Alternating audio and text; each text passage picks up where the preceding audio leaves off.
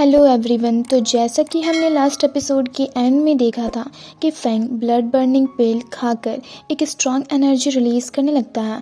अब आगे हम देखते हैं फेंग के चिल्लाने से सारी चिड़िया वहां पर उड़ने लगती है। वहीं जाते हुए हानियो कहती है फेंग तुम्हें ज़िंदा वापस आना होगा। दूसरी तरफ जाओशान फेंग को ब्लड बर्निंग पिल का यूज़ करता देख कहता है अगर तुम बच भी गए तो भी ब्लड बर्निंग पिल के साइड इफ़ेक्ट के कारण तुम्हारी सारी कल्टीवेशन बर्बाद हो जाएगी। जिस पर फेंग कहता है पर एट लीस्ट मैं अभी तो नहीं मरूंगा ना। जिसे सुनकर जाओशान फेंग पर काफ़ी पावरफुली अटैक करता है जिसे फेंग ब्लॉक कर देता है। दूसरी तरफ ये देख जिचैन भी पिल के साइड इफ़ेक्ट्स के बारे में बोलकर काफ़ी खुश हो रहा होता है। वहीं दूसरी तरफ फेंग और जाओशान में काफ़ी ज़बरदस्त फाइट होती है जिसमें जाओशान फेंग पर काफ़ी भारी पड़ रहा होता है पर फेंग घायल होने के बाद भी हार नहीं मानता और जाओशान को हराने की अपनी पूरी कोशिश कर रहा होता है। ये देख जू बुफान कहता है मुझे डर है इस तरह से फेंग ज़्यादा देर तक नहीं टिकेगा। अब बस फेंग ब्लड बर्निंग पिल्स के डेडलाइन पर ही डिपेंड कर सकता है। दूसरी तरफ फेंग घायल होने के बाद भी जाओशान से लगातार फाइट करता है जिस दौरान ब्लड बर्निंग पिल का इफेक्ट भी खत्म हो जाता है और फेंग जाओशान को हरा भी नहीं पाता। साथ ही जाओशान उसे उठाकर दूर फेंक देता है तो उसका मैजिकल फर्नेस भी बाहर आकर फिर अंदर चला जाता है। तो फेंग उससे पूछता है अब तुम्हें क्या चाहिए और जाओशान को अपनी ओर आता देख ना चाहते हुए भी माउंटेन के ऊपर से नीचे कूद जाता है। ये देख वहाँ चाओशू आती है और काफी ज्यादा मायूस होती है। वहीं दूसरी तरफ ये सब देख कुछ एल्डर्स खुश हो रहे होते हैं तो कुछ मायूस, जिनमें से एल्डर वांग कहते हैं अगर फेंग मेरे सेक्ट का डिसिपल होता तो मैं जरूर उसे अपना स्टूडेंट बना लेता। ये सुनकर जू बुफान कहता है मैं थोड़ा टहल कर आता हूँ। वहीं दूसरी तरफ हानियो फेंग को लेकर काफ़ी परेशान हो रही होती है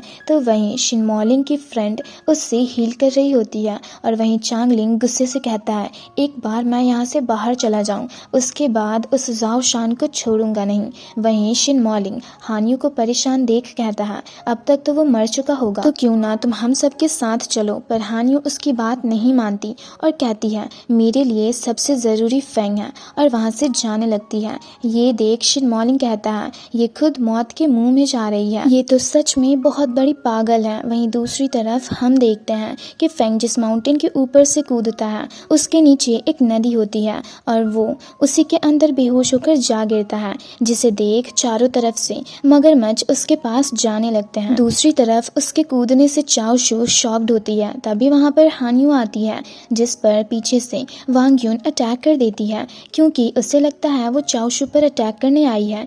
जिसे देख चाओशू उससे पूछती है सिस्टर वांग यून क्या आपको सच में चेन फेंग की बिल्कुल भी फिक्र नहीं है। जिस पर वांग यून कहती है हाँ क्योंकि मैंने उससे चोट नहीं पहुंचाया है। जिसे सुनकर चाओशू रोते हुए उसे बताती है कि उसने ऑलरेडी माउंटेन से कूदकर अपनी जान दे दी और रोने लगती है। जिसे सुनकर हानियो चौंक कर कहती है क्या कहा तुमने। तो चाओशू उसे फेंग के बारे में बताती है जिसे सुनकर हानियो माउंटेन के पास जा खड़ी होती है और रोने लगती है और फेंग के साथ बिताए हुए सारे पलों को याद करने लगती है और कहती है फेंग अब तक तो तुमने मास्टर यान की मौत का बदला भी नहीं लिया तो आखिर तुम इतनी आसानी से मर कैसे सकते हो। और ये सब कहकर वो भी रोते हुए माउंटेन से नीचे कूद जाती है जिसे चाहकर भी चाओशू नहीं रोक पाती। दूसरी तरफ हम देखते हैं फेंग अपनी आंखें खोलता है तो खुद को खून की नदी में पाता है और कहता है क्या मुझे शाउटिंग ने बचाया। तभी उसे किसी के हंसने की आवाज़ सुनाई देती है और वो सामने देखता है तो एक अंडे से एक मॉन्स्टर बाहर आता है। जिसे देख फेंग कहता है तुम यहाँ क्या कर रहे हो। तभी वो डीमन मॉन्स्टर उस पर अटैक करने जाता है। जिसे देख फेंग अपनी पावर्स का यूज़ करने की कोशिश करता है पर कर नहीं पाता और वो डीमन मॉन्स्टर उस पर अटैक कर देता है। दूसरी तरफ हम देखते हैं हानियो माउंटेन से नीचे गिरते हुए अपने हंटर के जरिए एक पेड़ की टहनी को पकड़कर लटक जाती है पर वो टहनी भी टूट जाती है और वो नीचे की ओर जाने लगती है। दूसरी तरफ वो डीमन मॉन्स्टर एक मगरमच्छ को मारकर बाहर आता है जिसे देख सारे मगरमच्छ डरकर भागने लगते हैं।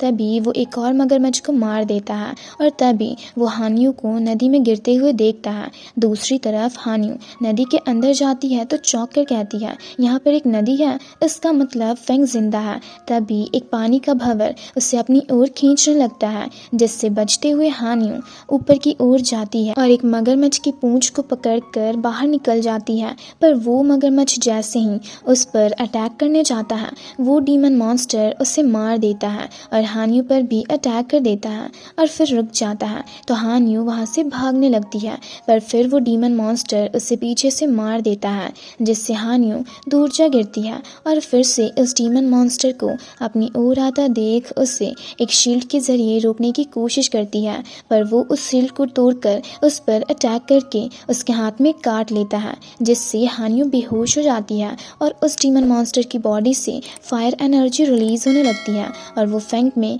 कन्वर्ट होकर बेहोश हो जाता है। तभी हान्यू को होश आने लगता है और वो फैंग के साथ अपनी चाइल्डहुड की मेमोरीज को याद करने लगती है। साथ ही पास्ट में फैंग ने जितनी बार भी उसके जब जब बुरे लोगों से जान बचाई थी, उस पलों को भी याद करने लगती है।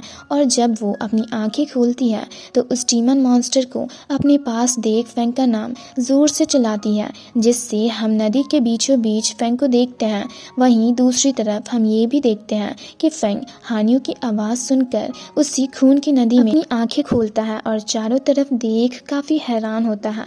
तभी वो सामने देखता है तो वही डीमन मॉन्स्टर फिर से एक अंडे से बाहर निकलकर फैंग पर अटैक करता है, जिससे फैंग अटैक करके हराने की कोशिश करता है पर हरा नहीं पाता। और जैसे ही वो डीमन मॉन्स्टर उसे काटता है तो उसे पता चलता है कि हान्यू को भी उसने चोट पहुंचाया है। तो वो गुस्से से उस डीमन मॉन्स्टर से कहता है, मास्टर के जाने के बाद एक हान्यू ही है जिसने हमारा बहुत ख्याल रखा है और तुमने उसे ही चोट पहुंचाया। जिसे सुनकर वो डीमन मॉन्स्टर उससे कहता है, वो तुम्हारा ख्याल नहीं रखती थी बल्कि उसे तुम पर दया आती थी क्योंकि तुम एक बेकार इंसान हो। जिसे सुनकर फैंग कहता है, नहीं ऐसा नहीं हो सकता, और इसके साथ एक अंडे जैसे शील्ड में कैद होकर उसी खून की नदी के अंदर चला जाता है, जिससे हान्यू के पास उसकी बेहोश बॉडी से एक ऑरा रिलीज होने लगती है। वहीं हान्यू को होश आता है तो वो फैंग को देख चौंक कर दूर भागने लगती है और कहती है, चन फैंग एक मॉन्स्टर। हम देखते हैं फैंग आधा इंसान और आधा मॉन्स्टर बन गया होता है।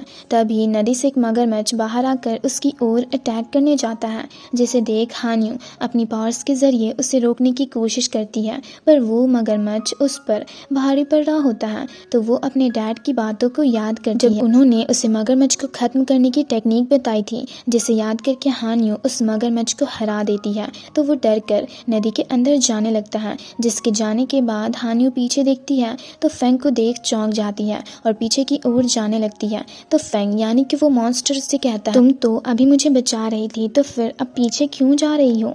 तो हान्यू कहती है, क्योंकि मैं फैंग को प्रोटेक्ट कर रही थी, तुम्हें नहीं, और उस पर अटैक करती है, जिससे बचकर वो उसकी ओर जाते हुए कहता है, मैं ही चन फैंग हूँ और चन फैंग ही मैं हूँ। जिसे सुनकर हान्यू कहती है, नहीं ऐसा नहीं हो सकता। तो वो मॉन्स्टर उसका गला पकड़कर उसे ऊपर उठा लेता है, पर फैंग उसे रोकने लगता है। तो वो उससे कहता है, भूलो मत, अब मैं ही तुम्हारी बॉडी को कंट्रोल कर रहा हूँ। और यहाँ हमें पता चलता है कि वो मॉन्स्टर फैंग की बॉडी को कंट्रोल कर रहा होता है, जिसे रोक कर फैंग हान्यू को वहाँ से जाने को कहता है। पर हान्यू रोते हुए उसे गले लगाकर कहती है, नहीं मैं तुम्हें छोड़कर कहीं नहीं जाऊंगी। वहीं दूसरी तरफ उसी खून की नदी में एक छोटा सा लाइटनिंग सर्कल गिरता है, जिससे उस नदी में एक लाइटनिंग विजन क्रिएट होती है और एक स्ट्रॉन्ग एनर्जी रिलीज होता है। और इसी के साथ ये पार्ट यहीं पर ख़त्म होता है।